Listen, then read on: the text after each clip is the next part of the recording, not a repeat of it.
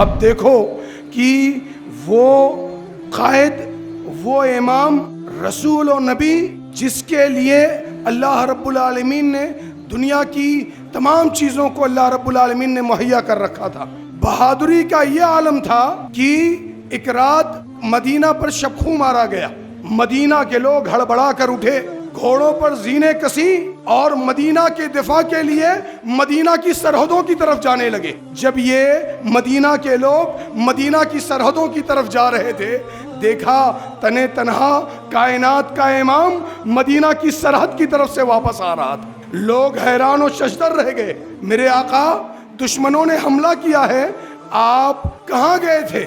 کہا میرے ساتھیوں جاؤ، جا کر آرام سے سو جاؤ، تمہاری حفاظت کے لیے محمد آج اکیلے ہی دشمنوں کو بھگا آیا۔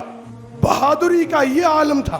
اور ایک بات جان لو کہ تم اس بہادر نبی کے ماننے والے ہو، تمہارے لیے اسی کا اسوہ، اسی کا راستہ تمہارے لیے مشعل راہ ہے۔